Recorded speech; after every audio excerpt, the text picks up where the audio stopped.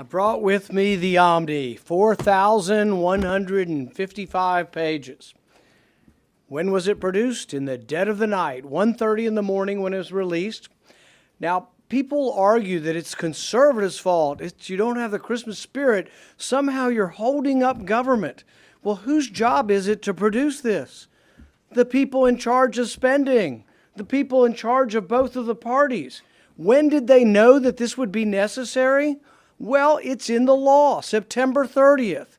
You got 9 months, almost 10 months, to produce a plan, to have a spending plan. They weren't ready on September 30th, so they voted themselves 90 more days. They weren't ready last week either, so they voted themselves another week.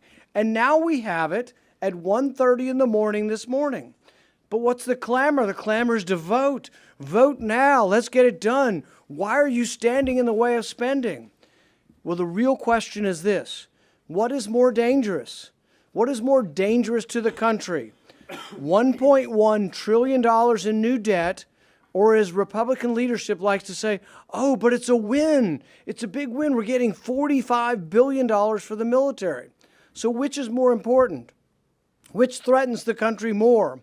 Are we at risk for being invaded by a foreign power if we don't put $45 billion into the military? Or are we more at risk by adding to a $31 trillion debt? I think the greatest risk to our national security is our debt. The process stinks.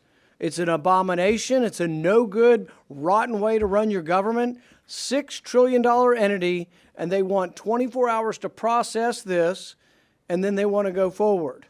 I will be demanding 2 amendments. One, that this goes against the budget rules. The pay-go rules say you can't do this. You can't have all this new spending unless it's offset. We will also be demanding that the pay-go rules are increased. Instead of taking 60 votes to evade the rules, we're going to ask that it be a 2/3 vote to evade the rules. The American people don't want this. They're sick and tired of it. They're paying for it through the nose with inflation.